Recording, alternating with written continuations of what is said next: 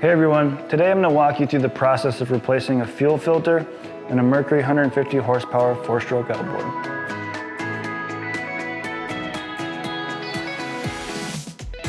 So we've removed the cowl from the engine and the fuel filter is actually located on this side of the engine. But before we start messing around with the fuel filter, we need to be sure that the ignition is in the off position. Okay, we're looking at the starboard side of the engine and you'll notice that there's two yellow handles here. One is for your dipstick, we won't pay any attention to that. Further down in the engine is the handle for the fuel filter. So the lift handle for the fuel filter has a locking tab on it. Very easy to remove. Just gonna press down on the handle and pull the handle forward a little bit. Then we can just grab the handle and pull the fuel filter out of its little home down there. Just like that. Next thing we're gonna do, these hoses have handy release clips on them.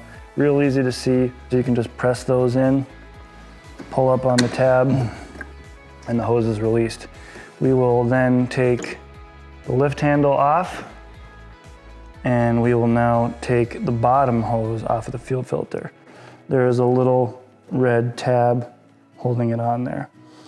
But make sure you have a firm grip on that bottom hose because it has to sit in this little holder, which is where the lift handle tab is located. So there's a little holder for that hose so it doesn't fall into the hole that the fuel filter sits in.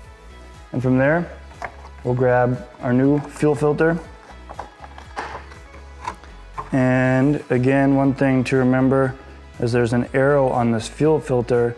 That arrow needs to be pointing down, so we'll connect that one to the bottom hose first.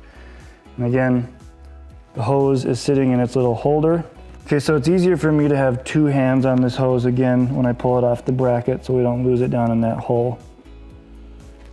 Got a nice firm grip on it with one hand.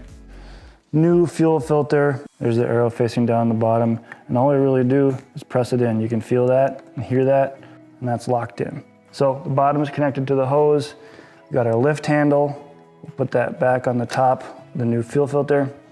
Now we'll take our top hose, same thing, kind of get it lined up, and it connects right in. Remember earlier in the video when we talked about having the ignition in the off position? Well, before we put the fuel filter back into its hole, we're gonna wanna take the key and put it in the run position. That'll introduce fuel into the fuel filter. With it out of the hole, we can check to see if there are any leaks. And if there are leaks, we can adjust them or repair them as necessary. If not, we're gonna put that key back in the off position and put the fuel filter back into the hole. And we'll place the lift handle back into its locking tab. We're gonna re-lock that into place, and now the fuel filter is sitting where it needs to be. Remember, changing your fuel filter is something that you should do after every 100 hours of use or annually. And if you have any other questions, be sure to reference your maintenance manual.